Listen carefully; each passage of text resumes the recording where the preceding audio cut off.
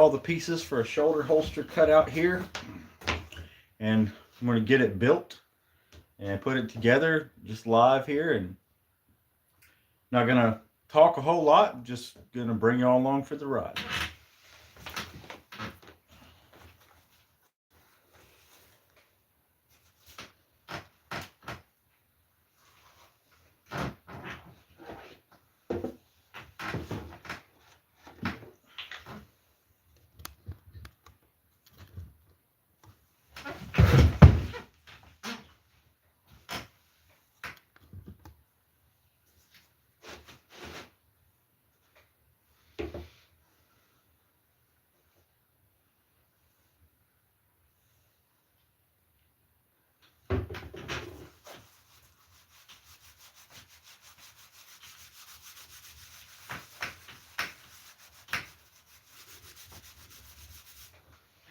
Apply some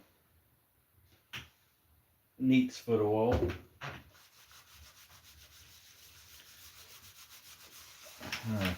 Make this dye much richer.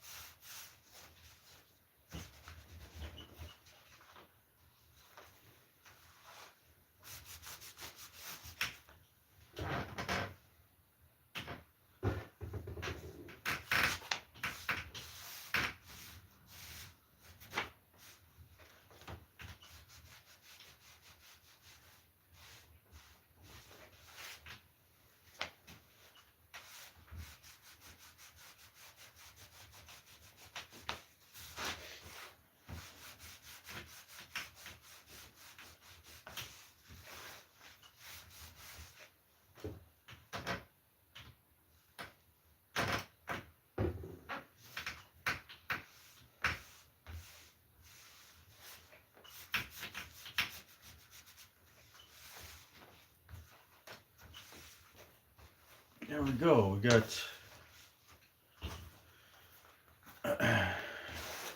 oil on everything.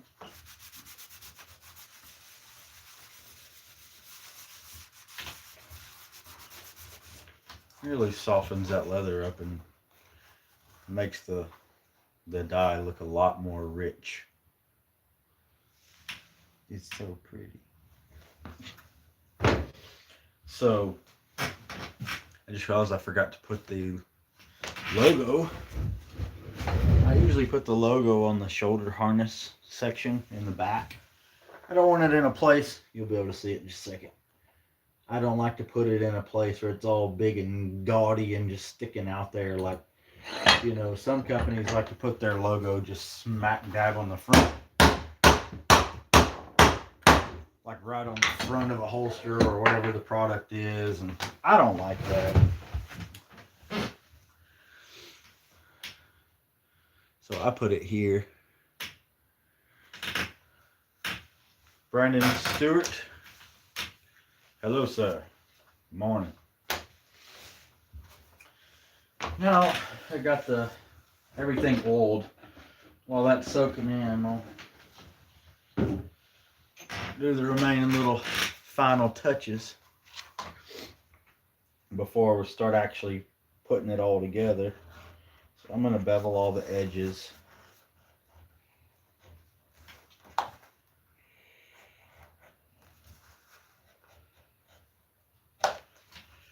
Who all's in here right now that is subscribed to Modern Frontiersman?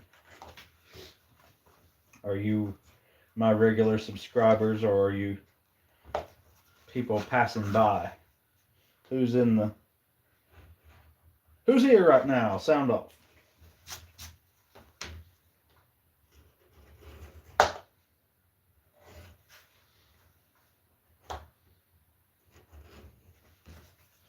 Because I know a lot of people are here coming from my main channel.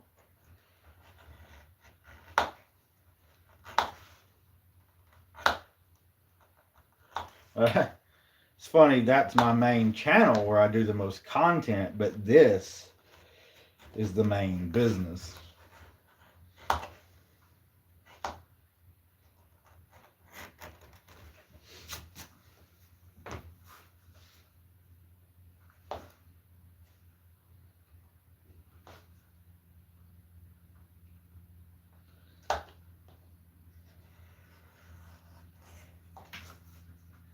The content at Modern Frontiersman is basically just to help people, you know. But over here, this is the quiet part where I sit in silence and work, and the part that nobody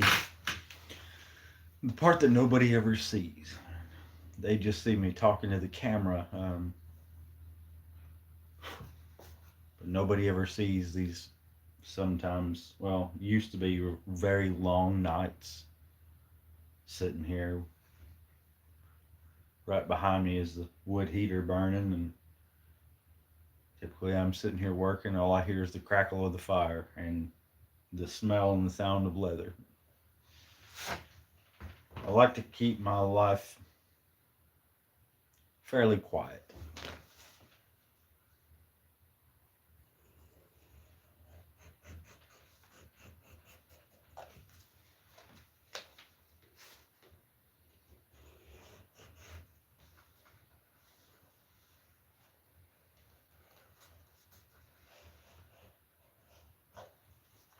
You know, if you're watching right now, I can't see who's watching, but if you're watching right now and you don't have any kind of hobby or any sort of craft that you do, let me turn it here so you can see my face while I'm talking.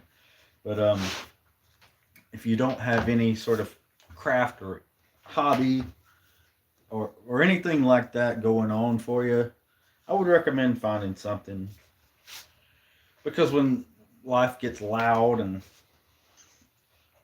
stressful, it's nice to have something where you can sit like this and just go into this flow state and put your focus into your work and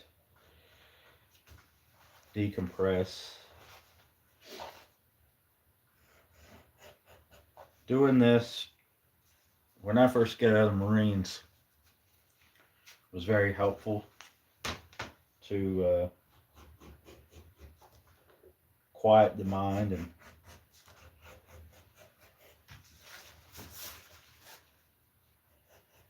just exist in your work. No drama, no bullshit, just your work.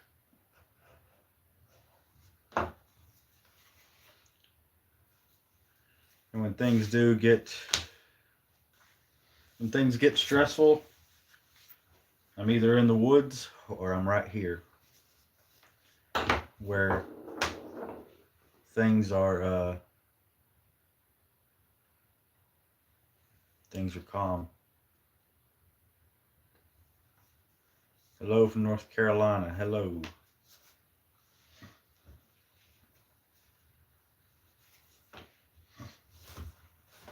So we got all the stuff boiled up. We're going to put a little, scribe a little line for a border, as well as the stitching line.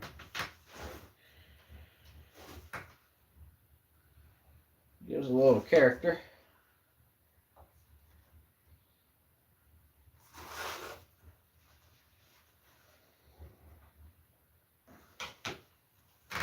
A little border around the edge there.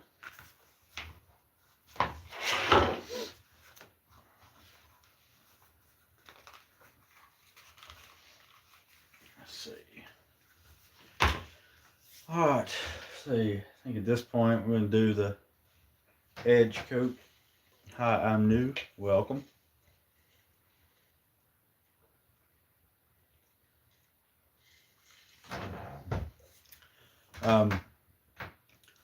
So obviously this is my leatherworking channel. If you're into preparedness and self-reliance and all those kind of things, you might enjoy my other channel, Modern Frontiersman. That channel is much larger, and I've got I don't know, like 800-900 videos over there, something like that. So if you want to go check that channel out, you might. That's where the majority of my content goes. Say this channel is all about the leatherworking side. What is up? I'll be right back. I gotta get some water for the edges.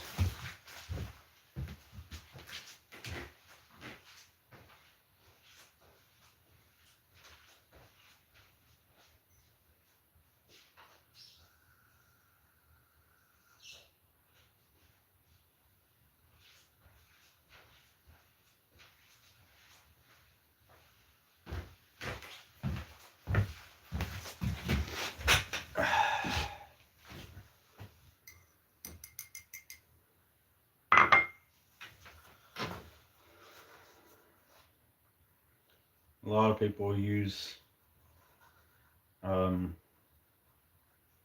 can't remember what it's called, but stuff you can buy for the edges, gum trag.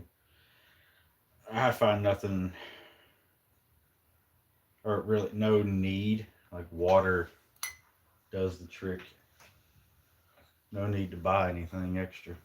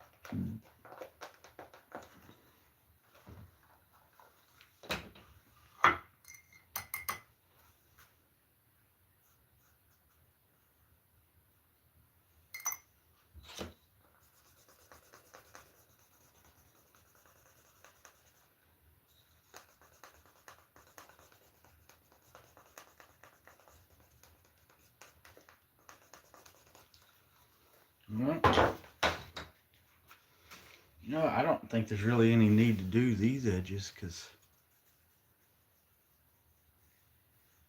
this leather's kind of thin anyway. Like there's really no need. Only one on your live stream. I hope you do good. I'm gonna leave. Okay, cool. Yeah, people come and go on these vertical lives typically. New people just passing by. I typically don't expect a whole lot of views or engagements on these type of live streams, especially not in today's world with the people with short attention spans. People get used to that, what I call SpongeBob content. It's like fast-paced and loud. If it's not fast-paced and loud, people will click away. But that's okay, because on this channel, I am not trying to reach everyone. I'm trying to reach the right people. And that's a problem too on YouTube. Is people wanting to reach as many people and get as many subscribers as possible. It's just a vanity metric. And I'd prefer to reach the right people than all the people and get a bunch of the wrong people. So people who show up here are people who value craftsmanship and, uh, you know, traditional lifestyle. Things that are slower and take more time, and they're not just seeking usually fast-paced entertainment.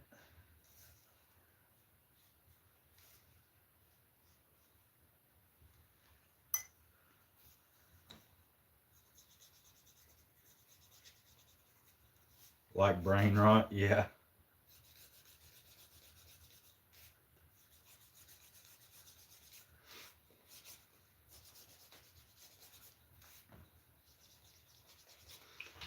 Alright, got those edges fairly slick. They don't have to be perfect. I'm gonna throw on some, well, where's my edge coat? Some brown edge coat.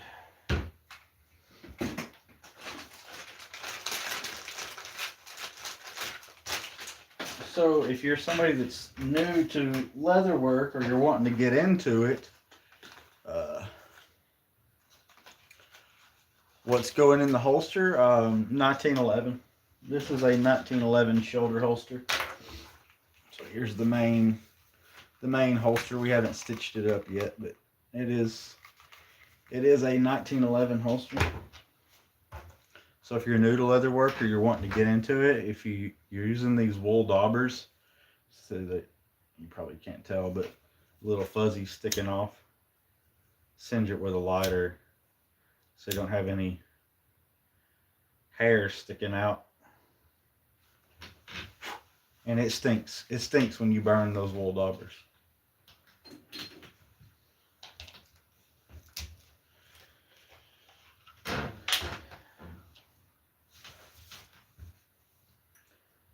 This is a little back piece that holds the harness together. Edge coat is the dangerous part of leather work if you use it. If you use edge coat, you can fuck up your entire piece, your entire project, by getting edge coat on the main body. If you get it off of the edge and it gets onto the main part of the piece, I mean, it's pretty much done. You're not getting it off. So if you're doing this and you're new to leather work and you're using edge coat, which I don't always use it. Sometimes I'll just dye the edges and burnish them with the dye. But if you use edge coat, you better, not you might want to, you better practice with it before you start using it on anything serious, because you will fuck up your work in a heartbeat. I've been working on big projects before, and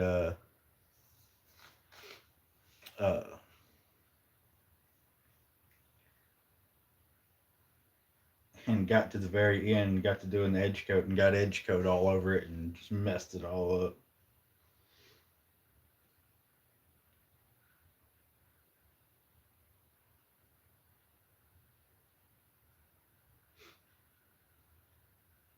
JC, yeah, thanks, man. I appreciate it.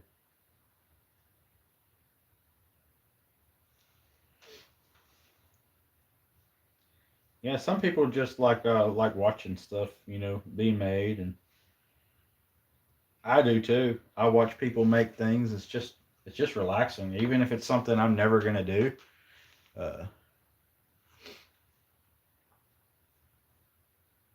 you learn that 1 year in, yeah. It's edge coat can be a problem sometimes. So if anybody's curious, I've been doing leatherwork for about 12 years now. Nobody taught me anything. I learned it on my own.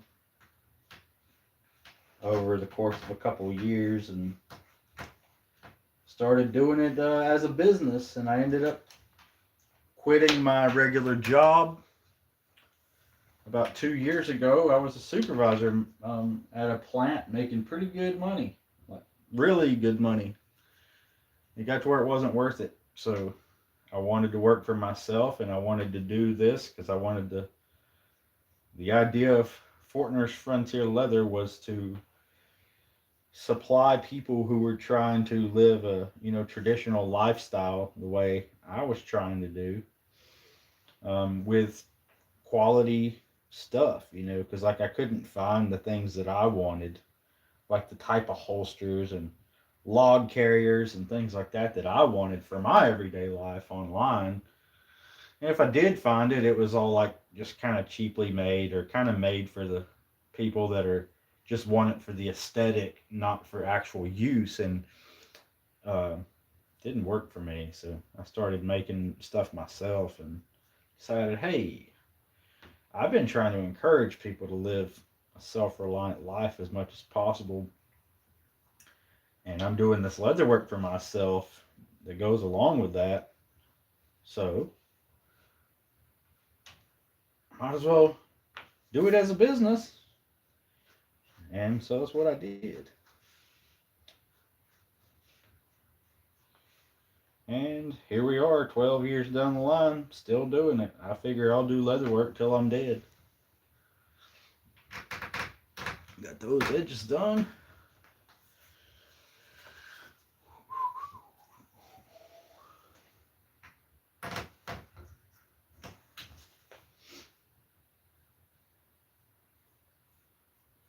Some people will say to roll the edge coat on so you don't mess stuff up. I found just over the years that if I hold it at the right angle to hold it at so it doesn't bleed over onto the front. Missouri Survival. What's up, Chris? Guys, if you're into survival and preparedness stuff and you're new here, most people in here probably are that are coming in and out, head over and subscribe there to Missouri Survival and subscribe to my other channel as well, Modern Frontiersman, if you are into those things.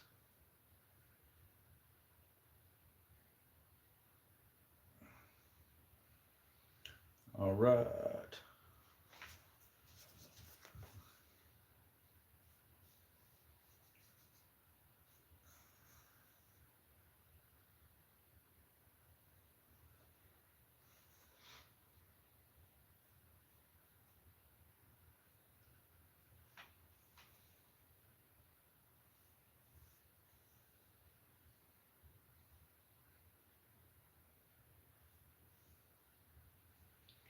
There are very few channels, guys, that I will work closely with and communicate with on a regular basis. And Missouri Survival there is one of them. So great guy. Y'all should go subscribe to his channel immediately.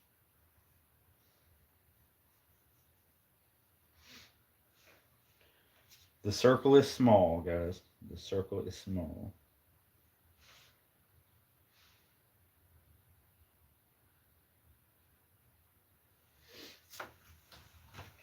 And let's see, last piece.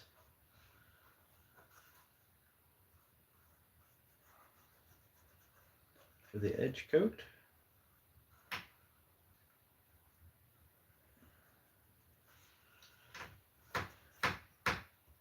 That brown edge coat. I've been wanting to make shoulder holster harness, but can't wrap my head around it. Sizing the shoulder and strap seems difficult to get right. Yeah, it can be. Like, I know there's designs that I've done on things that I've made 5, 6, 10 prototypes before I finally got it right. So you just gotta work with it.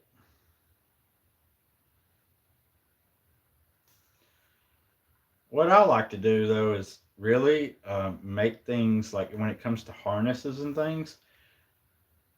Just a thought. You may not like this idea, but it's what I do.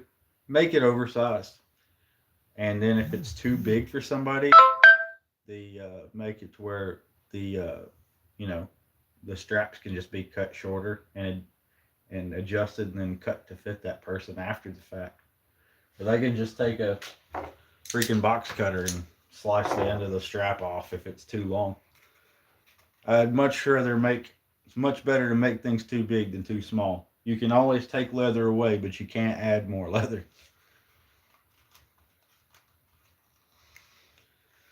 Yep, there is the edge coat on it. So now let that dry for just a second.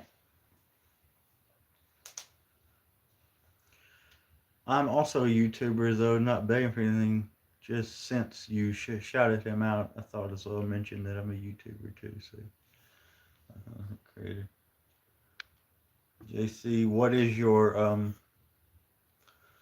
what kind of content do you do? Obviously, I can't see right now because we're live, but I'll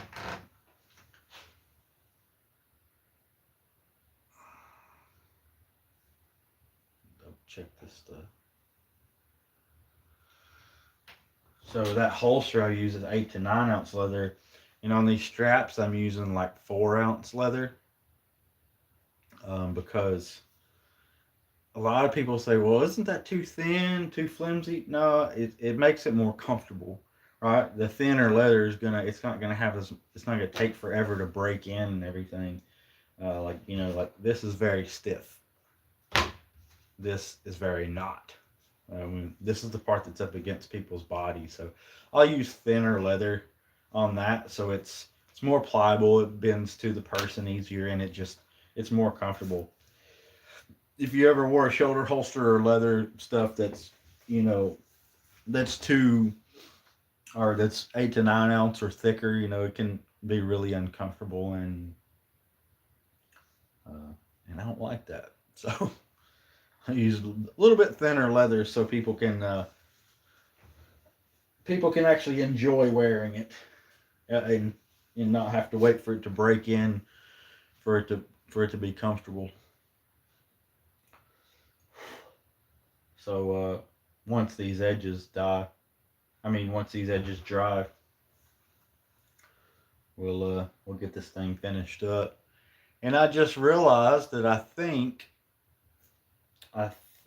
that I'm out of lace, leather lace, to lace up the harness. It's okay though. I can make some lace real quick. So that's what I got to do. That's what I'll do. I'll just make a piece of lace. That's what I do a lot of times. If I run out of stuff, let's say I run out of 8 to 9 ounce leather, I'll just stitch together two 4-ounce pieces. I'll just work with what I got until I can get back out to get more. So just work with what you have. I don't know how many times I've run out of something in the middle of a project, and then just looked around here at everything. See, I got all the leather here. Um, I just look around at everything and see what I've got and what I can work with, um, to make it happen and to get the project finished up. Uh, make do with what you got.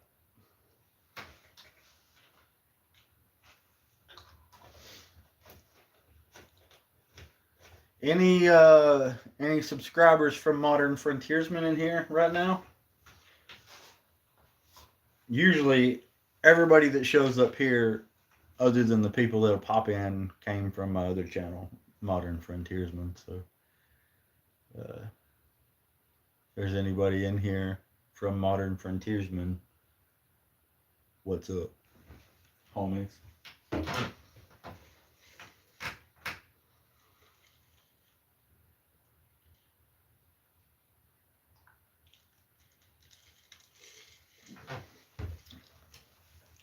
Yeah, that's usually how it goes with these vertical live streams. People randomly pop in. You're a rando. But that's the one thing I do like about the vertical live streams, though. So regular live streams, I just wrote an article on Substack about this. Channels that are really live stream heavy, not these vertical ones, but otherwise, it doesn't help channels very much. It's quite the opposite. It sometimes can stunt the growth of of channels.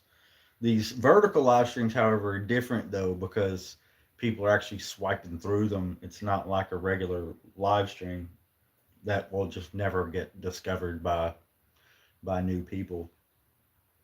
But since they've added the vertical live streams, we've got quite a new subscribers here on this channel by just doing this. Turn on the camera and let people watch my work. Say I'm usually sitting here in silence working in that flow state and completely oblivious to everything that's going on outside of this, away from this area, which is nice. You know, like I said, that is a positive of doing a craft like this for business. It's sometimes when there's so many orders and got other stuff to get done, it can get stressful. But it's really died down a lot. I think people just don't have the money this year like they've had before. And by the way, if you do want some leather work, head over to my website, modernfrontiersman.com. There we have the content from Modern Frontiersman on self-reliance and prepping and things, and then also the leather work. So it's all Fortner's Frontier Leather and Modern Frontiersman are all under the same website, modernfrontiersman.com. So I've kind of made it now to where Fortner's Frontier Leather is a division of Modern Frontiersman. And then we're also going to have another division as well, Modern Frontiersman Elite, which will be tactical training courses, uh, all the books I've written, all that kind of stuff for the people that are really serious about preparedness, the Minuteman stuff, all that stuff we talk about over there. So they'll basically be Modern Frontiersman as is the main body, I guess you could say, the main business, and then have divisions underneath it, Elite and Fortner's Frontier Leather. So it was separate websites, but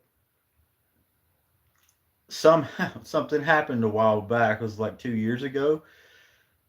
Something had happened with the billing through Shopify, and my website got shut down. And then um, during that process, while I was trying to figure out the payment, um, somebody took my domain name. It was FortnersFrontierLeather.com, and some asshole took my domain name and bought it while my website was down. So I had to put it all under modernfrontiersman.com. So I decided, well, that's okay. Puts it all in one place. And like I said, I just at that point I was like, okay, how do I restructure this? Okay, Fortner's Frontier Leather is now a division of Modern Frontiersman. So that's what it did. So somebody stole my domain name, and here we are. What's worse is like if you go to that, if it's still up, if you go to that now, FortnersFrontierLeather.com, it's like it's so scammy. They took it and they put basically just links to they just put links to leather companies uh like Tandy Leather and other places, and then some go to some sketchy websites that look like total scams that but it's full of ads. So I think is all they did was they stole my domain name, made it look like basically made it a directory to other leather websites, and they put ads on it, and they're just trying to make profit off, make ad revenue. which is so gay. Yeah, it did work itself out. That's a thing in life too. It's like you got to be able to. People say it. The kind of cliche. Was it life hands you lemons, make lemonade or whatever? But uh, uh, that's important. It's like if you can thrive in garbage situations and turn every bad situation into it actually end up making it every time something bad happens to you, it makes your life better. That is a valuable skill to have that most people can't do that. But I've thought about that a lot here lately. Is like a lot of things that went wrong for me here lately, things that were out of my control that I didn't cause myself. Just things just didn't work out as I prayed they would, and so I, decided, okay, make sure that no matter what bad happens in my life, I use that to create something better.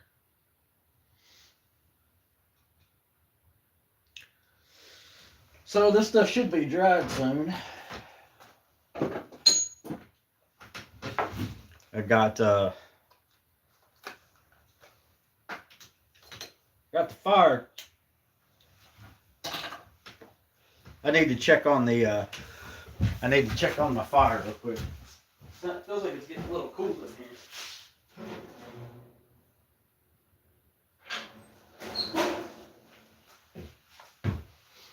It's still burning. It just died down a little bit. So I heat this place with wood. Uh, so it's cold, so I keep that fire going.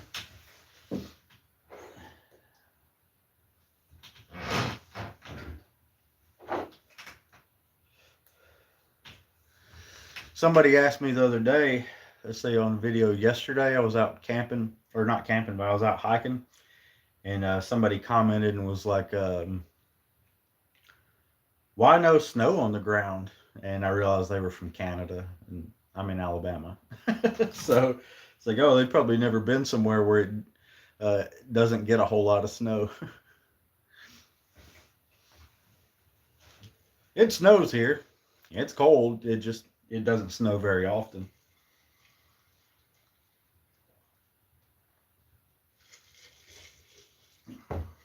We might get one snow during the year, but it don't stay for very long.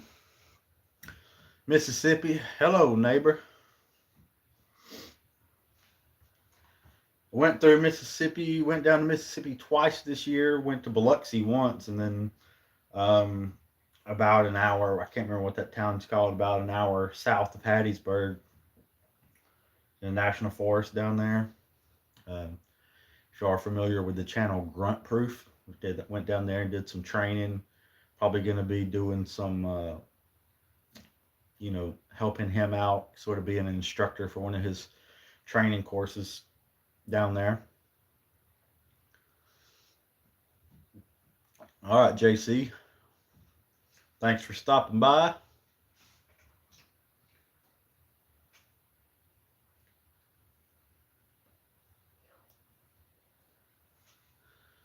But yeah,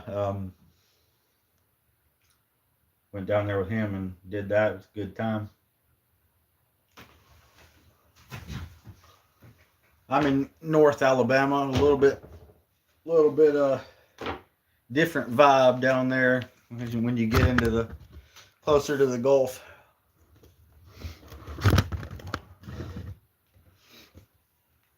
All right, see, this is fairly dry, so I'm gonna throw the buckle if I can find it. I thought I had it sitting right here. Well, shit. Let's see. Look through all my stuff. Can't remember where I put that dang buckle. A half-inch strap buckle. There we go.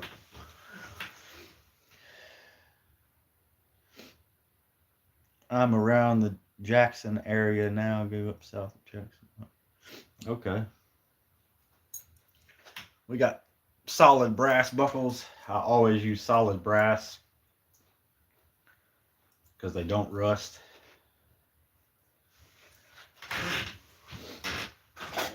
Put the strap buckle on. Solid brass rivets.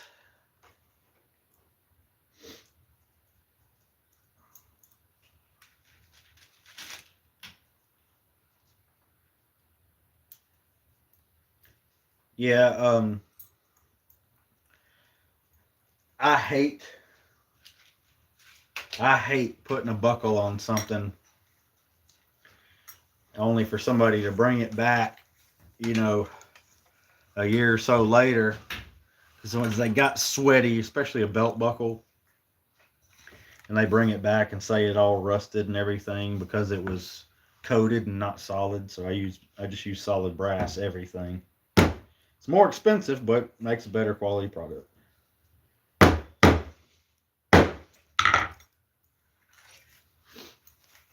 There we go. Solid brass buckle, solid brass rivets. Anybody new popping in? Once again, modernfrontiersman.com is where you can buy my leatherwork and see all the preparedness and self-reliance content. All right, I'm gonna go ahead and put the harness together. Honestly, I probably would have been done with this already, but I'm stopping to talk. I wasn't even going to talk during this, but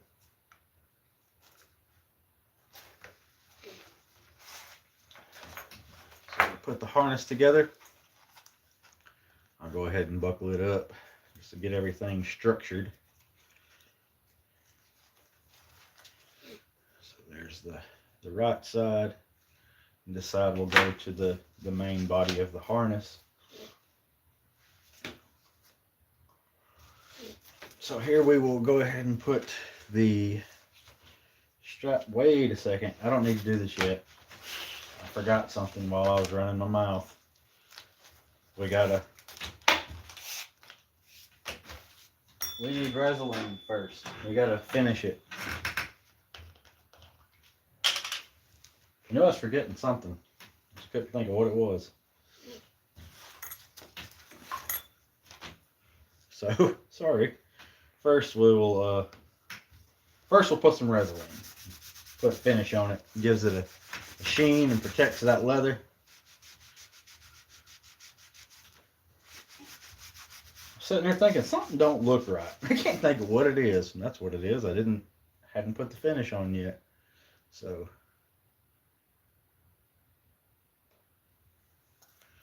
do you like Vaseline over tan coat or sometimes one or the other? I've never used tan coat.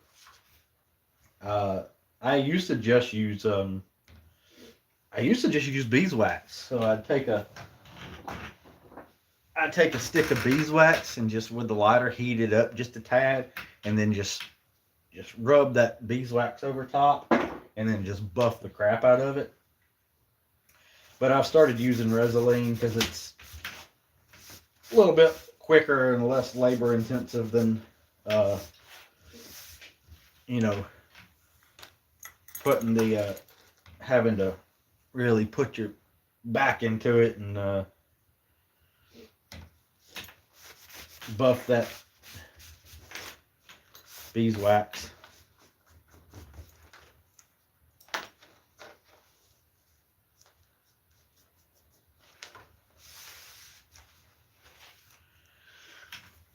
Vaseline don't take very long to dry. Probably by the time I've got all these pieces done, the previous ones will be dry, and I'll go ahead and start buffing them.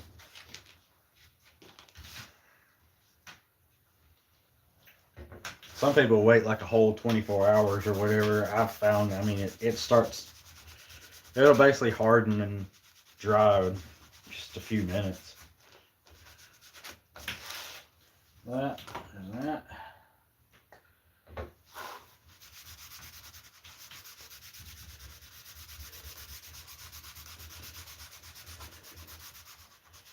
I have found with leather work, just like a lot of things in life, that usually what people say is best to do. I tend to get the opposite result, and I just do what I found works for me, rather than whatever everybody else says you're supposed to do.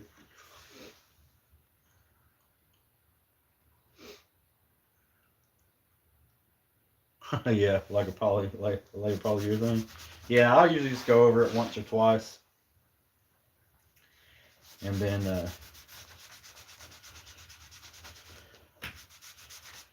I'll go over it once or twice, and well, I'll go over it once, and then whatever's left on my rag, I'll go over it with again, and then that's it.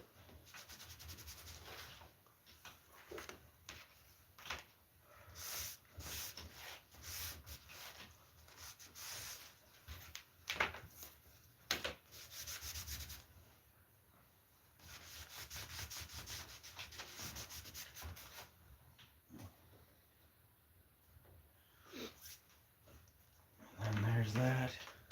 Jacob 2A guy, what's up? Coming over from Modern Frontiersman.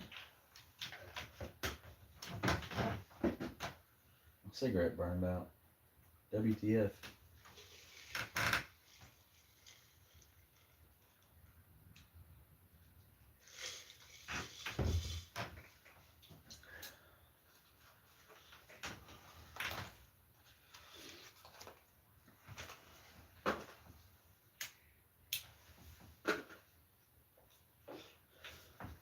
And I don't buy rags and stuff. I just use old socks. When my socks get holes in them, they turn into leatherworking rags. I'll wash them and then I'll stack them down here to use for Resilene and stuff like that.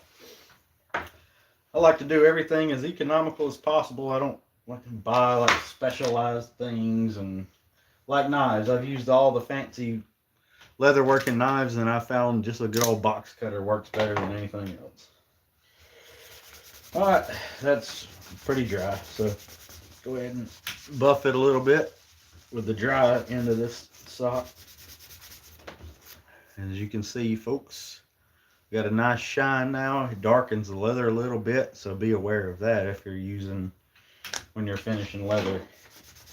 Whatever you do to it is going to darken it. So when I first dye things, some people put multiple coats of dye. I put one coat, and then if it needs to be darker, it'll be darkened with the neat's foot oil and the Resilene.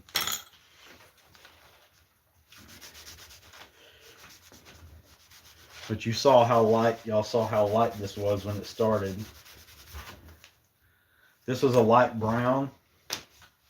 And usually I'd use medium brown, but then I'd find that when I would apply the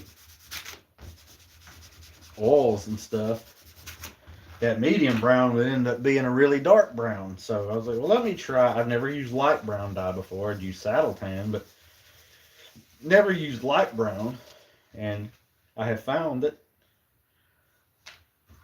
this light brown is where it's at after it's been oiled and finished.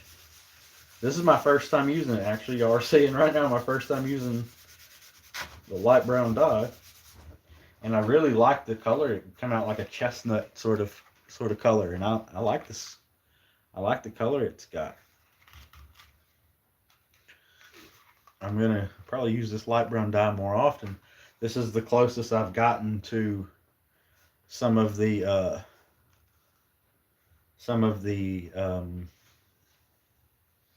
well, traditional harness leather I've gotten from Wickett and Craig. It looks very similar to their like chestnut color that they have. I like this.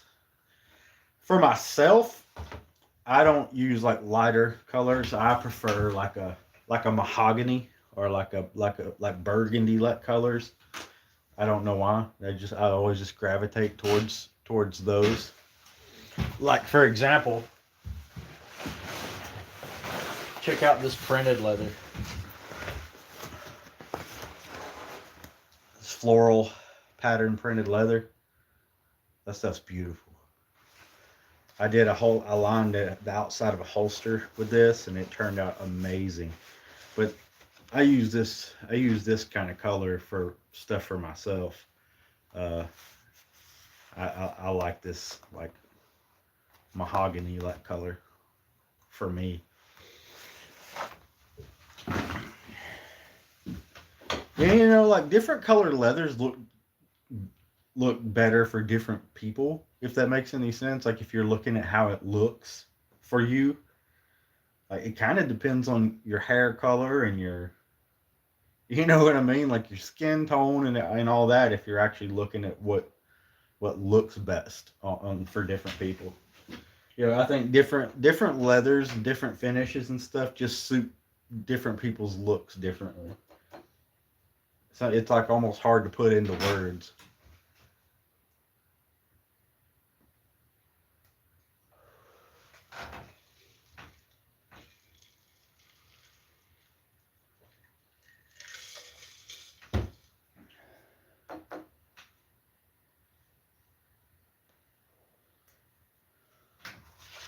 All right, let's get this harness put back together now. So we get this put back through the yoke. That. This.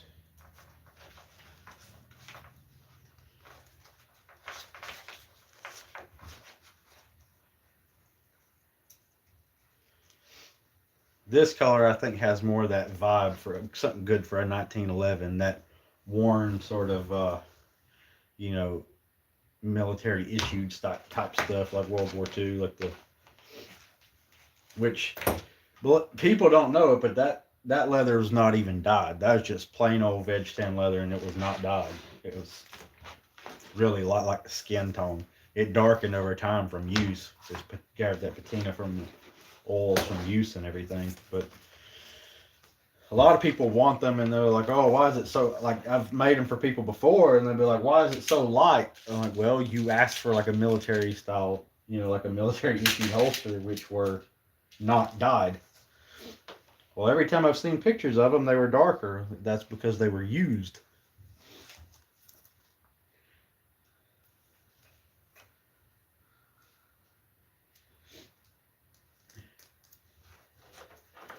And I will encourage people a lot of times, like, well, can you go ahead and give it that used look? Uh, and usually, sometimes I've straight up told people no. And I'll be like, why? That's what I want. And I'm like, well, because as someone who encourages, you know, with modern frontiersmen and with this leatherworking, with this business, encouraging people to get out and do things and live a self-reliant life, I don't want to give it a worn look for you. I want you to wear it and give it that look yourself. All right? So I'm encouraging you to use it in your life and put your own wear on it. So it's yours.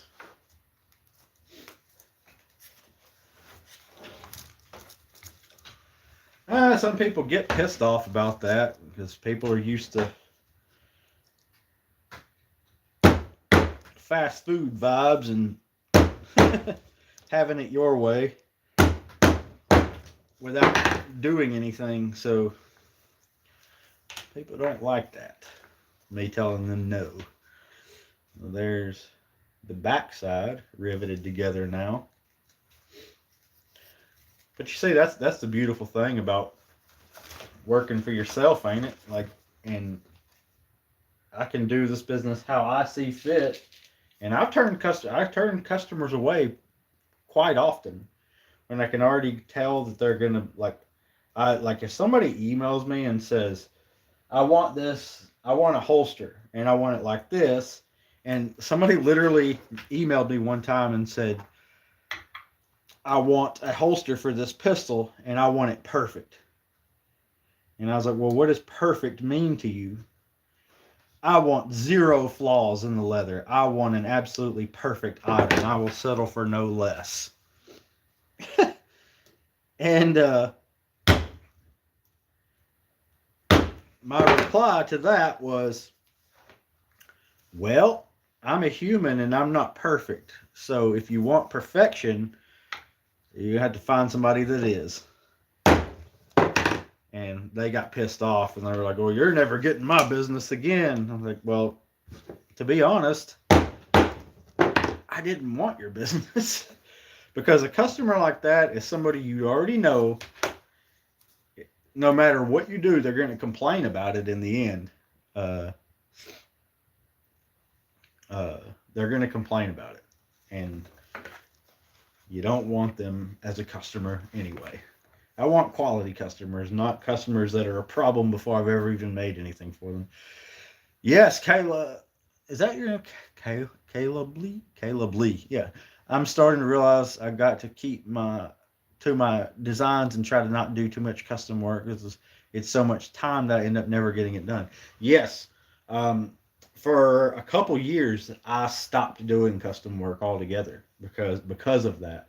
I was getting so many orders on Etsy for like stuff like this that is designed ahead of time. And basically, I just attach a different hole. 1911. They want a Glock, a revolver, whatever. I just use a different holster, but it all goes on the same harness.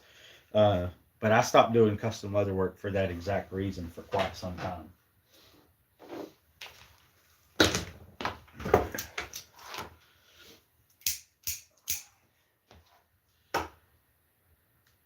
And because, like I said, people can be really, really difficult.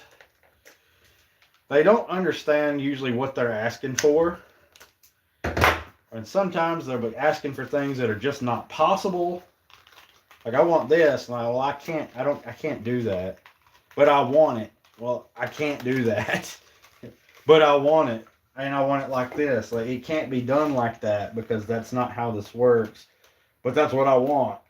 Like they don't understand the process and they don't understand. Sometimes they don't even understand what they want. It's like, I want something. Okay, what do you want? Something that looks something like this. Like, well, look, when you figure out what you want, tell me, and then I'll tell you if I can do it or not. And some people have gotten mad and they're like, I want you to make me a saddle, or I want you to do some motorcycle stuff or whatever. And no, I don't do those things. But that's what I want. Well, then you need to go to a saddler or somebody that makes motorcycle stuff. I can't be everything to everyone. People don't realize either. Like, a saddle is something that's like a whole nother like craft in its own, just like a cobbler. I don't know how to make a saddle, and that's something that requires years of learning. So I can't do everything for everyone, bro.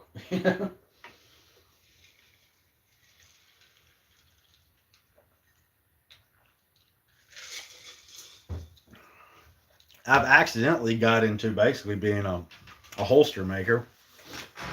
Not even out of choice. Like, I was doing belts and wallets, and I do a lot of gun belts, rifle slings. But it kind of just drifted into the gun area, where there's a lot of old school gun belts and revolver holsters. So that's kind of just where I've stayed because that's where it's just naturally flowed to. Which I really do enjoy. So, like, I really enjoy making just simple rifle slings like this one. But my main stuff is revolver holsters. This is a Schofield revolver holster. Cross draw. Schofield holster. Then kind of a generic double Mexican loop holster for pretty much any single action revolver.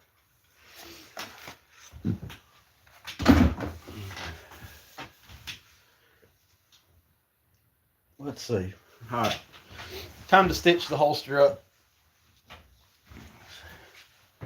I need a piece of leather put under here for punching.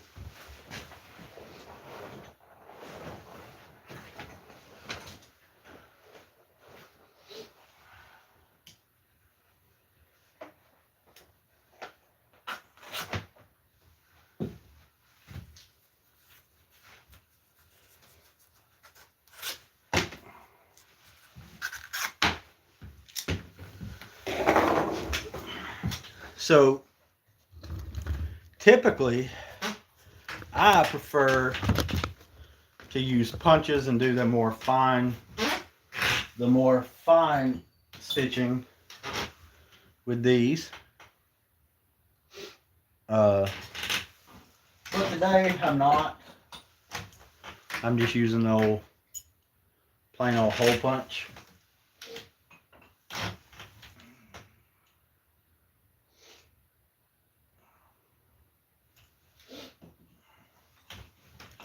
Well, that thing's all loose. Maybe it won't come apart while I'm punching these holes. About to get loud in here. Warning.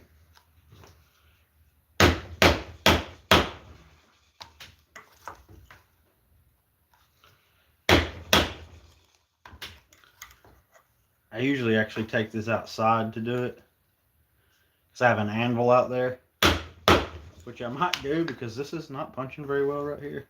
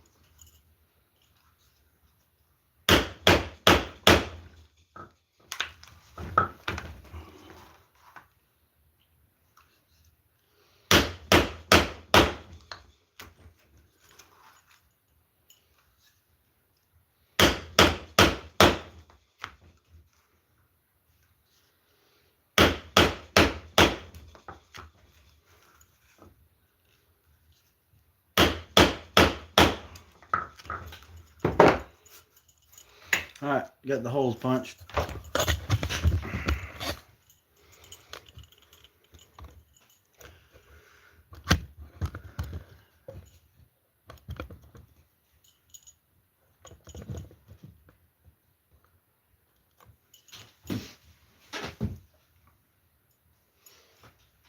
Yeah, I was set. This actually used to be a dining room table, but it turned, as you can see, it's got dye all over it now, and it turned into my leatherworking table.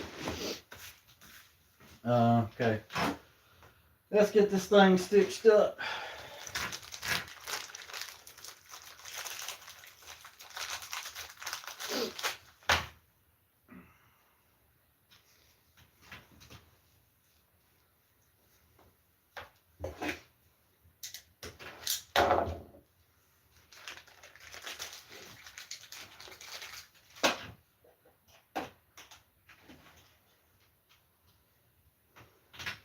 My daughter's been in here making Barbie clothes. So she's got one of my needles all stitched, or all threaded up. They're at school right now, so she is a creative child, and I let her use my stuff and put her creativity to work. I love it. Somebody's calling.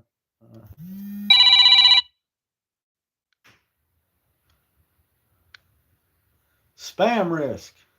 Spam alert. Alright, let's get to stitching. So usually I'll like saddle stitch, but like I said, today I am just I'm doing it the simple way to get it done.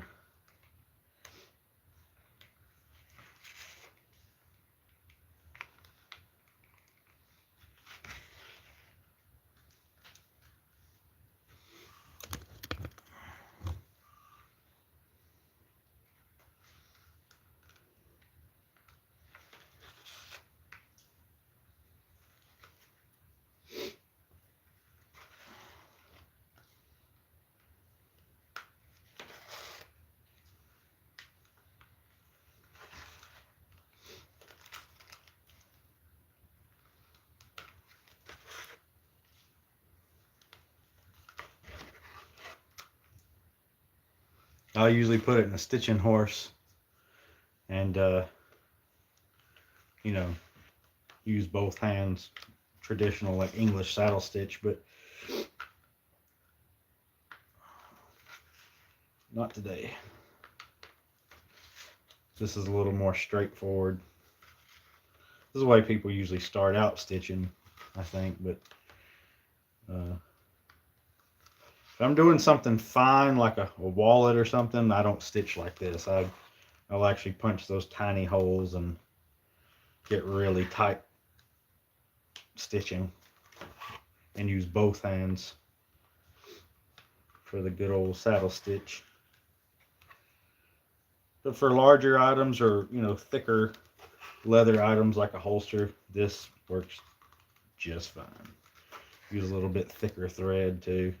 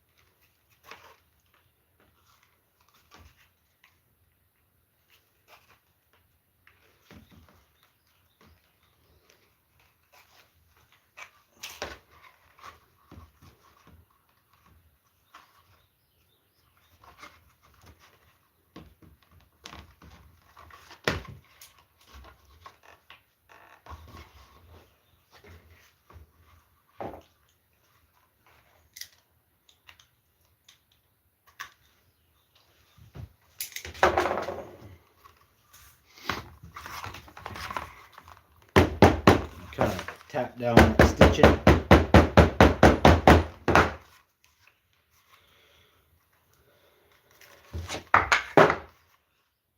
Ta-da!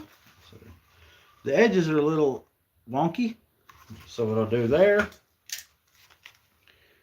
I'll take my knife, trim them down flush.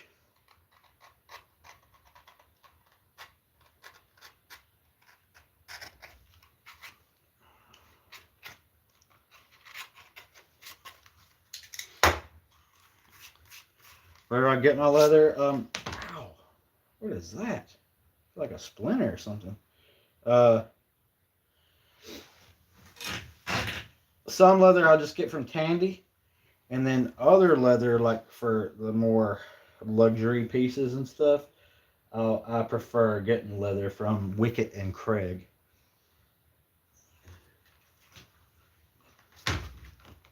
Got those edges done. Now we just bevel this edge that we just stitched on the holster.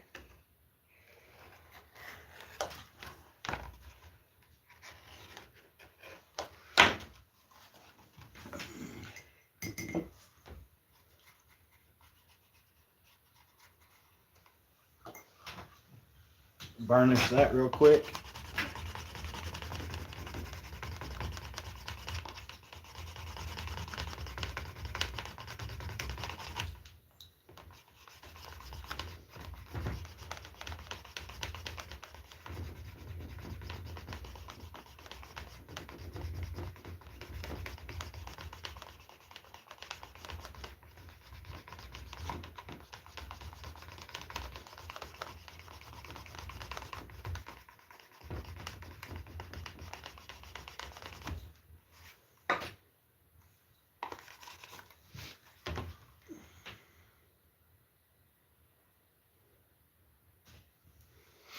Two shoulders from Tandy, yeah. I got multiple sides up here. I couldn't tell you how much leather I got thousands of dollars in leather sitting here probably.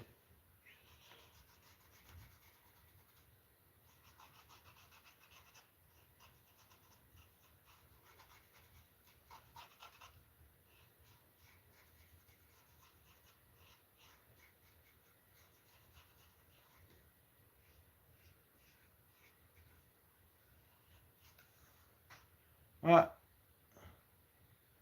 that edge is done.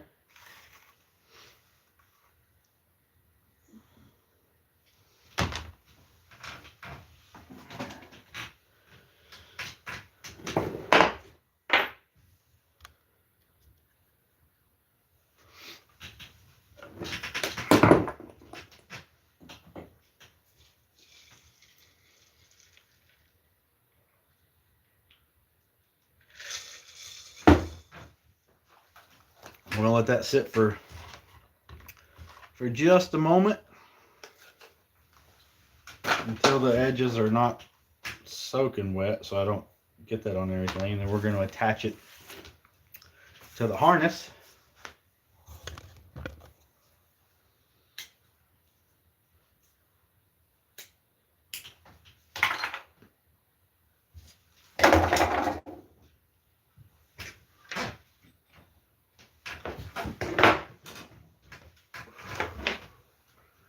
Start cleaning up here. You can make a mess real quick with leather. One thing that I do as well is with every order, I send a free key fob. So we have, see, I'll cut out about an 8-inch strap. And I'll go ahead and do this while we're waiting on that edge to dry. Everything is made to order, including the free gift that comes with everything. Fold one end over. Punch a hole. Punch a hole on this end.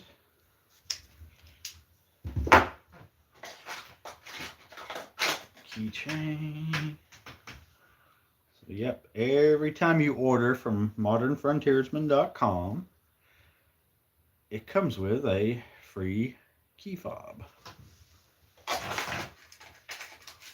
Just the way that I show my appreciation for business and people allowing me to make things for them. So that 8-inch strap gives me a key fob. This thing will fit on like a 2-inch wide belt if somebody wanted to put it on their belt. Ooh, which most belts are 1.5 inches, so give that extra room.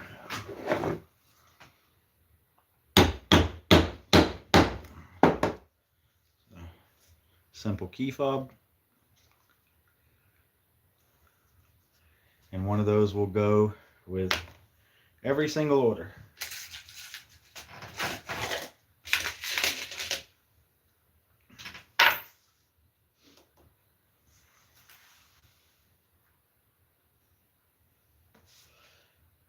Yeah, it is. It looks really nice. This is actually like a really oily, this is really oily chrome tan leather.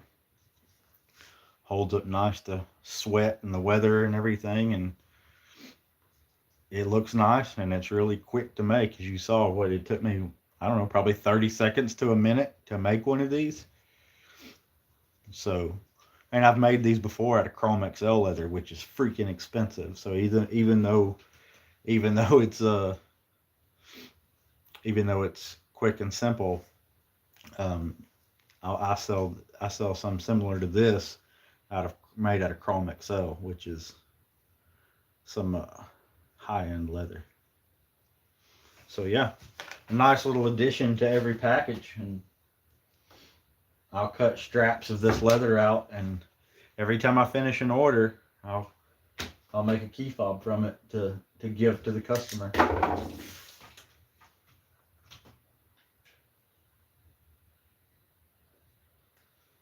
Like I said, just a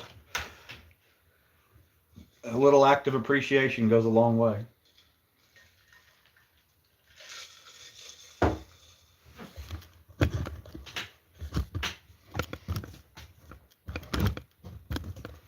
All right, let's get this thing done. So we will put I'll put the rivets through the back.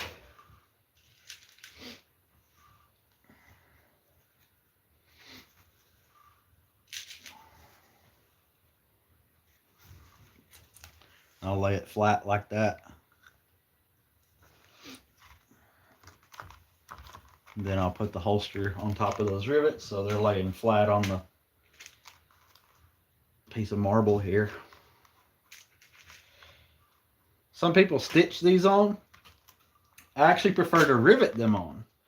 And the reason is because then if a customer wants to switch it for a different holster, all I got to do is take some snippers and reach up in between this leather, cut the rivets out, and then I can slap a different holster onto this and re-rivet it. It's a lot easier than having to cut out all the stitches and everything. So I'm just boom, boom, boom, rivet it in. They want a different holster later on, snip it out, slap a new holster on the same harness. So it makes it more versatile.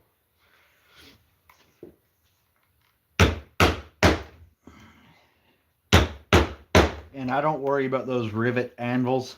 I just smash them flat. It don't matter. People don't notice any kind of difference, and it doesn't even make a difference. I think those anvils are a waste of time.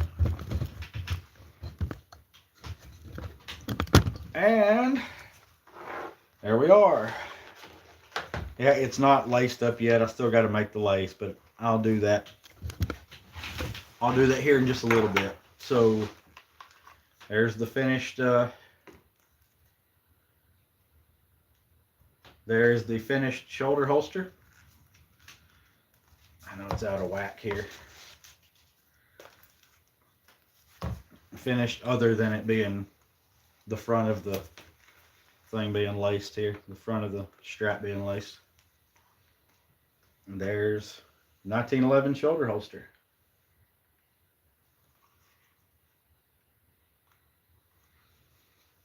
Brass buckle.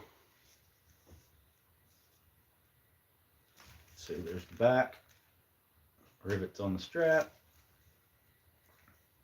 Ta-da!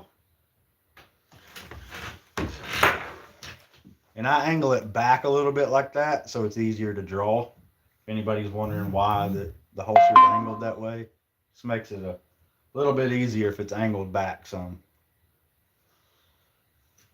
And it hangs down a little lower too, makes it easier. Alright guys, so thanks for joining me while we put together this 1911 shoulder rig. Say I'll finish it up here in a bit and get that strap finished up, and I just got to cut out some lace. That's kind of tedious, and I have a lace cutter, but it's shit, so I just lay it down and carefully cut a piece of lace out of a piece of leather with a knife about the length of this, about what, 24 inches, and then I lace that up. And I like to lace it, that way the person can adjust it. And I've also, sometimes I'll just use Chicago screws, which, come to think of it, I might just do that. I might just use Chicago screws on this, but that's my process of making one of these shoulder holsters. So thanks for joining. If you're new here, once again, I hope you'll subscribe here. And head over to my other channel, Modern Frontiersman. Once again, if you want leatherwork, modernfrontiersman.com. Guys, as always, stay self-reliant.